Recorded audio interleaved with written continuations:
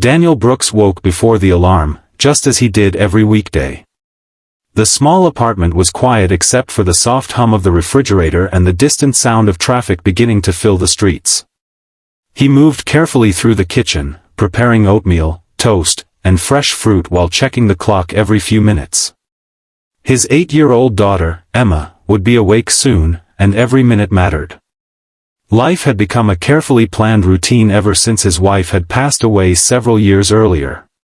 Daniel had learned to become both father and mother, balancing work, school schedules, grocery shopping, homework, and bedtime stories without ever allowing Emma to believe that anything was missing from her life.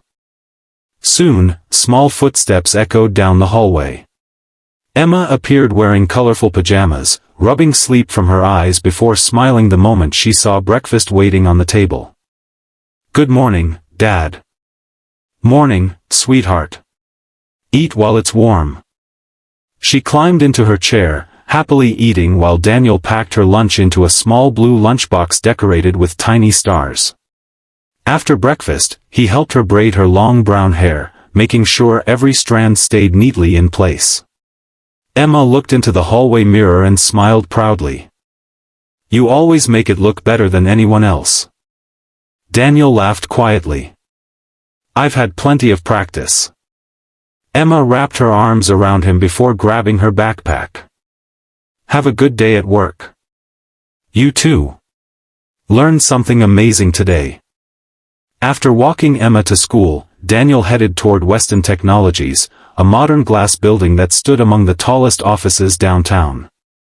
Employees streamed through the revolving doors carrying coffee cups and briefcases. Daniel greeted the security guards by name before taking the elevator to the customer service department. His co-workers appreciated his calm personality. Whenever a customer became frustrated, Daniel somehow managed to solve the problem without raising his voice. He believed respect cost nothing but often changed everything. The morning disappeared in a blur of meetings, emails, and customer calls. Shortly before lunch, the department manager announced that several important visitors would be arriving that afternoon. Every employee was instructed to keep the lobby and conference areas running smoothly because executives from major partner companies would be touring the headquarters. Everyone became busier than usual. Daniel volunteered to help transport presentation folders between departments. He carried several neatly organized binders downstairs and handed them to the reception staff before returning toward the elevators. As he crossed the spacious marble lobby, something caught his attention. Near the entrance stood an elderly woman, perhaps in her late 70s. She wore a simple gray coat over a navy dress, sensible black shoes, and held an old brown leather handbag with both hands. Her silver hair was neatly arranged beneath a small light-colored hat. She wasn't dressed like the wealthy executives arriving throughout the afternoon. Instead, she looked like an ordinary grandmother who had accidentally wandered into an unfamiliar building. She looked around uncertainly, studying the signs with visible confusion. Employees hurried past her without stopping. Some barely noticed her. Others glanced briefly before continuing toward meetings. The receptionist was busy answering several telephone calls at once. Daniel slowed his pace. He noticed the woman shifting her weight carefully as if standing had become uncomfortable. She checked a folded piece of paper several times before looking back toward the elevators with uncertainty. Without hesitation, Daniel walked over with a friendly smile. "Good afternoon, ma'am. Is everything all right?" The elderly woman looked relieved. "I hope so," she replied gently. "I'm afraid I'm looking for someone, but this building is much larger than I expected." Daniel nodded reassuringly. "No problem. Let's figure it out together." She handed him the folded note containing a name and office number written neatly in blue ink. Daniel recognized the executive floor listed on the paper. "I can help you get there." Her shoulders relaxed immediately. "Thank you. Everyone seems so busy today. I didn't want to interrupt anyone." "You aren't interrupting me at all." He noticed there were no empty chairs nearby, so he guided her toward a comfortable seating area beside the large windows overlooking the city. "Please have a seat for a moment." She smiled gratefully as she lowered herself into the chair. Daniel walked to the reception desk, politely waited until the receptionist finished her phone call, and confirmed the office number listed on the note. Everything matched correctly. Returning to the woman, he handed back the paper. "You're in the right building. The office is upstairs." She laughed softly. "I suppose getting older means every building feels like a maze." Daniel smiled. "My daughter says the same thing whenever we visit the shopping mall." The woman's eyes brightened. "You have children?" "One daughter. Emma. She's 8. You must be very proud." "I am." The woman smiled warmly. "I can tell." Daniel offered his arm as they walked slowly toward the executive elevators. He matched her pace naturally, never making her feel rushed. Along the way they spoke briefly about schools, families, and how quickly children grow up. Several employees glanced curiously as they passed. One whispered to another. Another checked the time impatiently. Daniel ignored them completely. Kindness, he believed, should never depend on whether someone important was watching. Just as they reached the elevators, the department manager stepped out from another hallway carrying several folders. His expression immediately hardened when he saw Daniel standing beside the elderly visitor. "Daniel!" The sharp voice echoed across the lobby. Employees nearby stopped walking. The manager strode toward them, clearly irritated. "What are you doing?" Daniel answered calmly. "This lady needed help finding the executive offices. We have staff for that." The reception desk was occupied. The manager looked at his watch with visible frustration. "The executive presentation starts in minutes, and you're standing here chatting?" Daniel remained respectful. She seemed lost. "I thought helping her would only take a moment." The manager folded his arms. "Your responsibility is your assigned work. Not escorting strangers around the building." The elderly woman lowered her eyes, clearly uncomfortable hearing the conversation. Daniel noticed immediately. He spoke gently. "I've already confirmed her destination. I'll return upstairs right after I make sure she reaches the correct elevator." The manager's face tightened with annoyance. Around them, employees exchanged nervous looks but remained silent. Daniel wasn't trying to challenge anyone. He simply refused to leave an elderly visitor alone after promising to help her. The elevator doors quietly opened. Daniel smiled reassuringly at the woman. "This elevator will take you directly to the executive floor." She looked at him with sincere gratitude. "Thank you, young man. You've been kinder than you know." Daniel nodded politely, unaware that the quiet woman he had just helped was about to reveal a truth that would change not only his future, but the future of everyone inside Weston Technologies. The elevator doors closed quietly behind the elderly woman, and Daniel Brooks watched the display above the entrance as the numbers slowly climbed toward the executive floor. Satisfied that she was safely on her way, he adjusted the stack of presentation folders in his hands and headed back toward the customer service department. He believed the brief delay would hardly matter. After all, helping someone who genuinely needed assistance had taken only a few minutes. The moment he stepped into the department, however, he sensed that something had changed. The office, usually filled with the steady rhythm of keyboards and ringing phones, had become unusually quiet. Several co-workers looked up from their desks, then quickly looked away. Others exchanged nervous glances without saying a word. The silence felt heavier than any loud argument.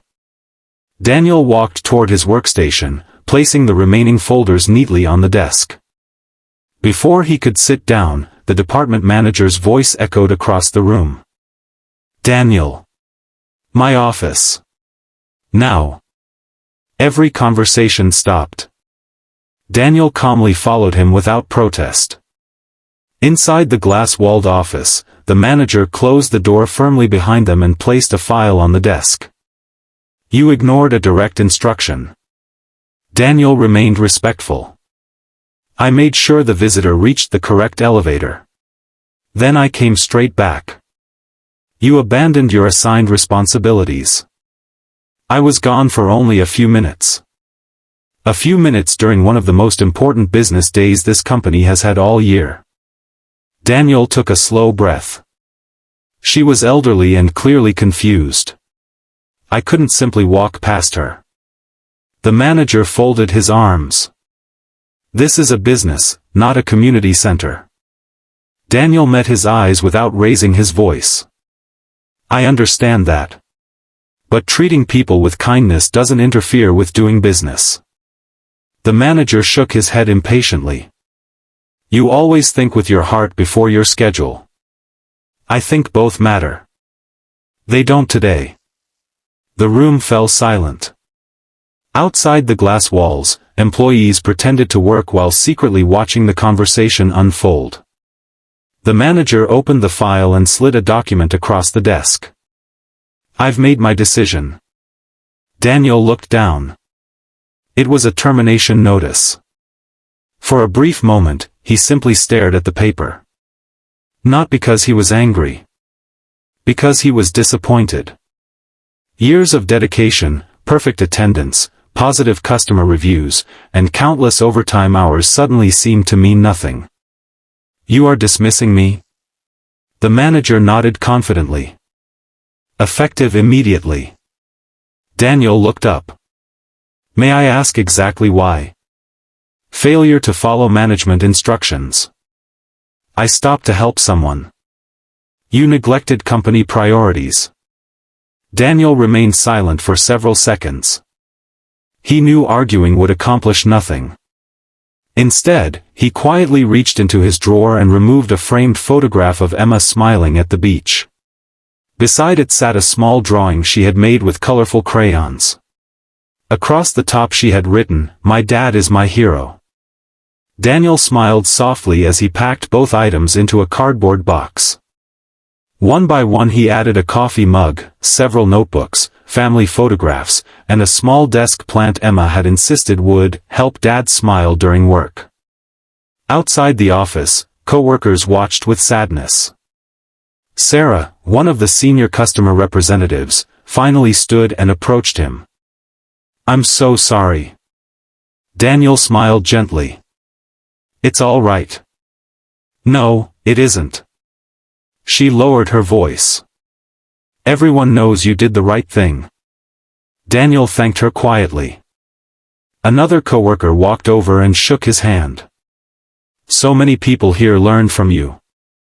Daniel appreciated the kindness more than they realized. He wasn't worried about his own pride. He was thinking about Emma. School supplies. Rent. Groceries. The future suddenly looked uncertain. Still, he refused to let bitterness replace compassion. As he reached the lobby carrying the small cardboard box, he noticed several reception employees watching him with puzzled expressions. One whispered softly, "They actually fired him?" Another nodded. "Apparently for helping that elderly lady." The word spread quickly through the building. Employees from different departments exchanged confused looks. Some couldn't believe such a decision had actually been made. Daniel stepped outside the revolving doors into the bright afternoon air. He paused on the sidewalk, taking a deep breath. Traffic moved steadily along the avenue. People hurried past without knowing his life had changed only moments earlier. He reached for his phone and opened a photograph of Emma from the previous weekend. She was laughing while flying a colorful kite in the park. The image reminded him why he always chose kindness over convenience. No job was worth teaching his daughter to ignore someone who needed help. He slipped the phone back into his pocket and started walking toward the bus stop. Inside the headquarters, meanwhile, the executive meeting had already begun. Senior board members sat around a polished conference table discussing the company's future. A quiet knock interrupted the discussion. The conference room doors slowly opened. The same elderly woman Daniel had helped entered the room with calm confidence. Every executive immediately stood. Several greeted her with genuine respect. The chairman smiled warmly. "We've been waiting for you." The elderly woman returned the greeting before looking around the room. Her gentle expression changed when she noticed one important face was missing. She looked toward the department manager. "There was a kind employee who helped me downstairs." The manager smiled politely. "Oh, him." "Yes," she replied. "I'd like him to join us." The manager hesitated. "I'm afraid that's impossible." The room became quiet. The elderly woman's eyes narrowed slightly. "Impossible?" The manager cleared his throat. "He no longer works here." The words hung in the air. Several executives exchanged puzzled looks. The elderly woman slowly removed her gloves and placed them carefully on the conference table. Her calm expression remained unchanged, but the silence that followed made every person in the room realize something unexpected was about to happen.